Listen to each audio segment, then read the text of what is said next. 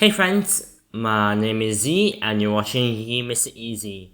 And welcome to a new video for IGCSE Business Studies, and today we have the specification point of 1.3, which is Enterprise, Business Growth and Size. And by the end of the lesson, you should be able to describe 1.3.1, Enterprise and Entrepreneurship, 1.3.2, the methods and problems of measuring business size, 1.3.3, why some businesses grow and others remain small, and 1.3.4, which is why some, which is new or established businesses fail. So check out the pinned comment for all the timestamps. And we'll move on now to 1.3.1, Enterprise and Entrepreneurship, and we'll focus on the characteristics of successful entrepreneurs. And for starters, entrepreneur is a person who organizes, operates, and takes the risk for a new business venture. And the benefits include independence, and they are able to choose how to use time and money. They are able to put their own ideas into practice. They may become famous and successful if the business grows like really big. And they may be profitable and income might be higher. And they are able to make use of personal interests and skills. But disadvantage could be there's lots of risk, and many new entrepreneurs' businesses fail. The capital, entrepreneurs have to put their own money into the business unless they get a loan from the bank or other investors. The lack of knowledge and experience in starting and operating a business if they are new to the industry. And opportunity cost, which is the lost income from not being an employee of another business. Then we have some characteristics, which includes hard working, and reasons why it is important. Because long hours and short holidays are typical for many entrepreneurs. Risk taker, like make decisions to produce goods and services that people might buy. Creative or creativity, and the new business needs new ideas. Optimistic, because they have to be looking forward to be a better future, to have a better future.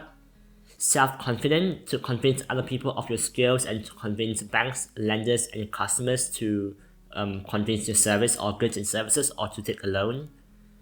Innovative, and being able to put new ideas into practice. Independent, and they have to work on their own before they can afford to employ other people. And an effective communicator, by talking clearly and confidently to banks, other lenders, customers and government agencies.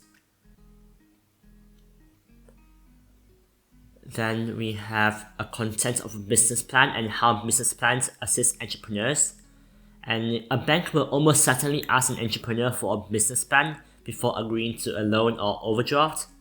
And by completing a business plan, the entrepreneur is forced to think ahead and plan carefully about the first few years of their business. And the entrepreneur will have to consider the following questions, which includes what products or services do I intend to provide, and what will be my main cost and will be enough products to pay for them, and where will the firm be located, and what machinery and how many people will be required for the business plan. And every business plan might be different, but generally business plans contain the similar headings, which includes these right here. Description of the business, which provides a brief history and summary of the business. The products and services, like what is intended to sell or deliver, and strategy for continuing or developing products in the future. The market, which describes the market the business is targeting, like the user group, the market. And there should also be a marketing strategy, and market research data should be included. Number 4, the business location and how products will reach the customers, which you have to describe the physical location if applicable, internet sales or mail order, and also describe how the firm delivers products and services to the consumers. Then we have organization structure and management, which describe the organization structure, management and details of employees required, and it usually includes the number of level of skills required for the employees. And financial information, which includes projected future financial accounting statements for several years into the future. The sources of capital, which includes the owner's capital or the revenue or the bank loans. The predicted costs, the fixed costs and the variable costs. The forecasted cash flow and working capital. And the projection of profitability and liquidity ratios. And number 7, the business strategy, which includes how to explain how the business intends to satisfy customers' needs and gain brand loyalty. A summary should be included to bring together all the points from above that should be demonstrated, should demonstrate that the business will be successful.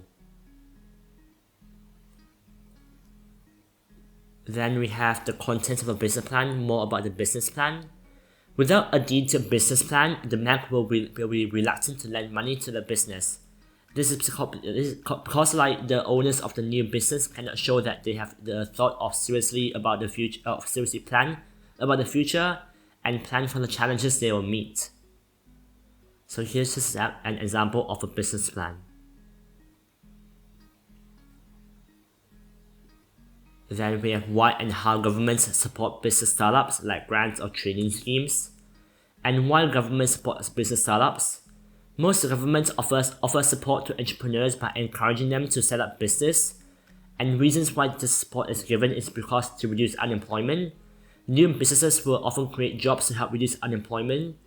And this thing called multiply effect, it's not in the IGCSE business spec points, but it's in the IGCSE geography spec points, and I made a video about it in geography, and I'll link it into the description. But anyway, what the multiply effect is that when a new business sets up, it can introduce or it can increase employment and some job opportunities around the area, and this in turn bring up the land prices around it, and more businesses will be attracted to set up in that location. And number 2, to increase competition. New businesses give consumers more choice and compete with already established businesses like economic growth. And to increase output, the economy benefits from increased output of goods and services, which increases the GDP, the gross domestic product.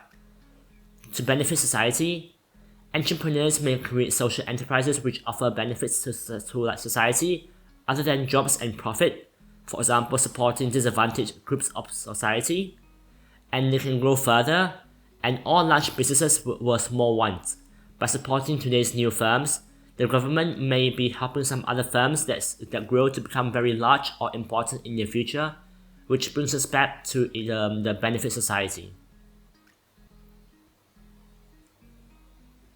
Then we have 1.3.2, the methods and problems of measuring business size. We have for example, the number of people employed, value of output, capital employed. And business size and business can vary greatly in terms of the size.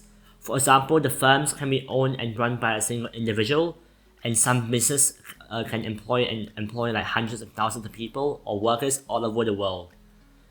And who would find it useful to compare the size of a business, and it includes the investors, which before deciding which business to invest, the government, and there are different tax rates for small and large businesses, competitors to compare the size and importance with other firms, workers to have some idea of how many people they might be working with, and the banks to see how important a loan to the business is compared to its overall size. The most common way to measure a business size are including the number of people employed, the workers, or the employees, the value of output, the value of sales, and the value of capital employed. And then here's more about the limitations of methods of measuring business size. The number of people employed. Some firms use methods which employ very few people but produce high output levels like automated factories. These are called capital-intensive firms because they use a lot of capital, a lot of money to buy the machineries to automate the processes. The value of output. A high level of output doesn't mean that a business is large when using other methods of measurement. A firm employing fewer people might produce several very expensive computers each year. This might give higher output figures than a firm selling cheaper products but employing more workers. The value of sales. It could be misleading to use this measure when comparing the size of businesses that sell very different products. For example, market stores selling sweets versus retailers selling like luxury handbags. The value of capital employed. This has similar problems to the one of the first one, the number of people employed. A company employing many workers may use labor-intensive methods of production, or like the workers, and this gives low output levels and use little capital equipment. And then we have the benefits, which is 1.3.3, why some businesses grow and others remain small.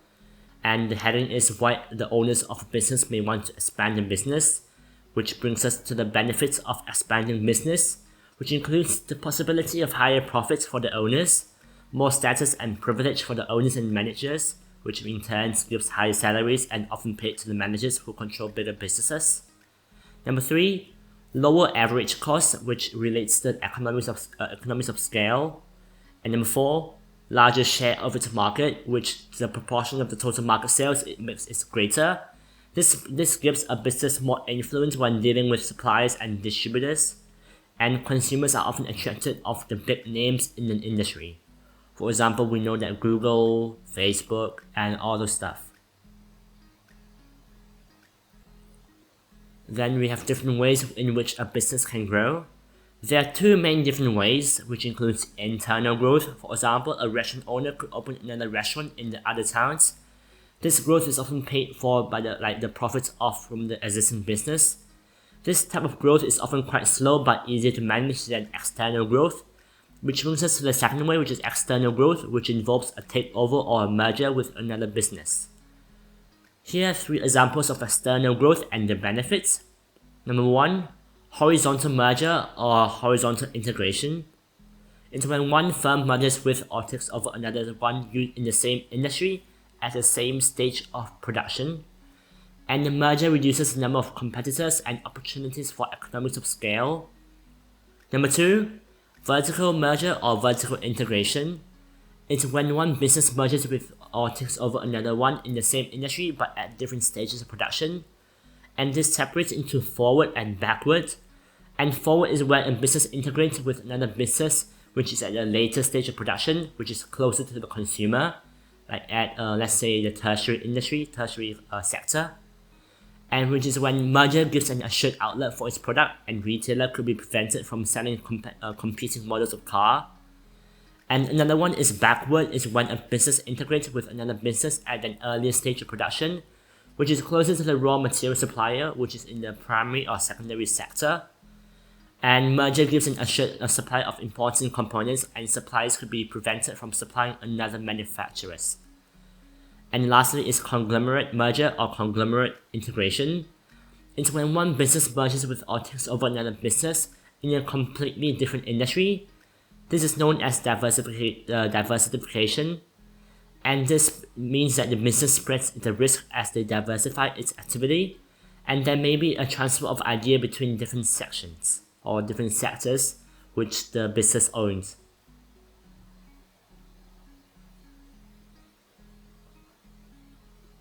Then we have the problems linked to business growth and how these might be overcome. And not all business expansion leads to success, and there are several reasons why business expansion can fail to increase profit or achieve the other objectives set by the managers. And here are some problems resulting from expansion and possible ways to overcome. And larger business is difficult to control, but you can operate a business in small units, and this is a form of decentralization. Larger business leads to poor communication, which means a longer chain of command. And you can operate the business in smaller units and use the latest IT equipment and telecommunication, but even these can cause problems which they may fail or may not be working correctly. And expansion costs so much that the business is short of finance, which means the cost increases. Then a possible way to overcome is to expand more slowly and use profits from slowly expanding business to pay for the further growth to ensure sufficient long-term finance is available.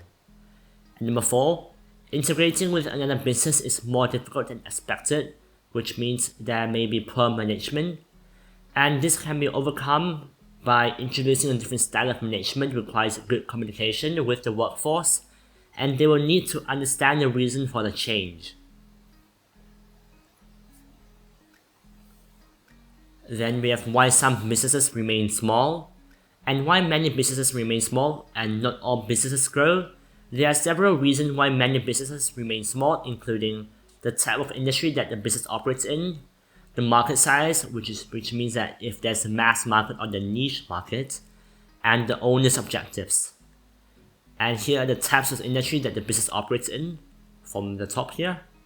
Some examples of industries where most businesses remain small are hairdressing, car repairs, convenience store, but some convenience stores are quite big, like 7-Eleven. And businesses in these industries offer personal services or specialized products. And if they were to grow too large, they would find it too difficult to offer the close and personal service demanded by products. And we have the market size. If the market, which is the total number of consumers, is small, the businesses are likely to remain small. This is because even if your supply is high, your customers' demand is low. And the owner's objectives. Some business owners prefer to keep their businesses small, and they could be more interested in keeping control of a small business, knowing all the staff and customers, than running a much larger business. Owners sometimes also wish to avoid the stress and worry of running a large business.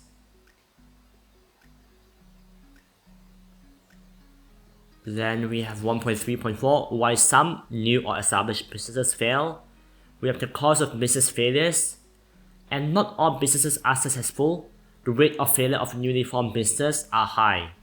And even old established businesses can close down because they make losses or run out of cash.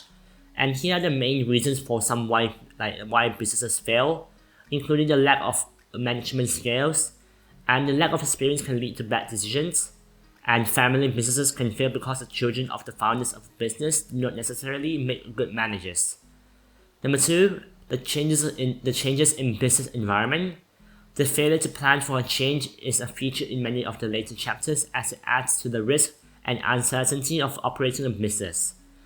New technology, powerful new competitors, and major economic changes are just some of the factors that can lead to business failures if they're not responded to efficiently. Number 3, liquidity problems or poor financial management. A shortage of cash flow or cash means workers, suppliers, and landlords and governments cannot be paid for what they are owned. Failure to plan or forecast cash flows can lead to this problem, and it is a major cause of businesses of all sizes failing. Number 4, overexpansion which is the diseconomies of scale. When the business expands too quickly, it can lead to big problems of management and finance. If these are not solved, these difficulties can lead to the whole businesses closing down. And then we have why new businesses are at a greater risk of failing. Many new businesses fail due to the lack of finance and other resources, which includes poor planning and inadequate research. And in addition, the owner of a new business may lack the experience and decision-making skills of the managers who work for larger businesses. This means that the new businesses are nearly always more at risk of failing than existing, well-established business. And also because because existing and well-established businesses already have their foot on the ground, and they have a stable they have a stable revenue and know what the market is like. So it's really difficult for a new business to just join into the industry or market and it takes lots of time to actually know and analyze the market. And then we have some key terms for the 1.3 enterprise and business growth and the size. Entrepreneur is a person who organizes, operates, and takes the risk for a new business venture. Business plan is a document containing the objectives and the business objectives and the important details about the operations, finance, and the owners of the new business. Capital employed is the total value of capital used in the business. Internal growth occurs when the business expands its existing operations. External growth is when the business takes over or merges with another business. It is often called integration as one business is integrated into another one. Takeover or acquisition is when one business buys out the owner of another business, which then becomes part of the predator business, which has taken it over. And the merger is when the owner of two businesses agree to join their businesses together to make one business. And horizontal integration is when one business merger with or takes over another one in the same industry at the same stage of production. Then we have vertical integration, and vertical integration is when one business merges with or takes over another one in the same industry, but at a different stage of production. And vertical integration can be forward or backward, and forward is closer to the consumer stage, and backward is closer to the raw material stage. And then we have conglomerate and integration and diversification. Conglomerate integration is when one business merges with or takes over a business in a completely different industry. This is also known as diversification.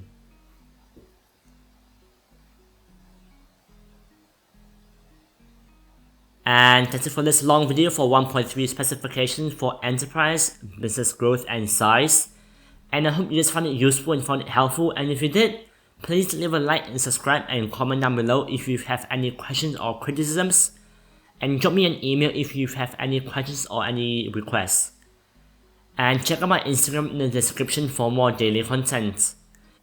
And I hope you guys found it useful, and I'll see you guys in the next video. Until then, stay safe and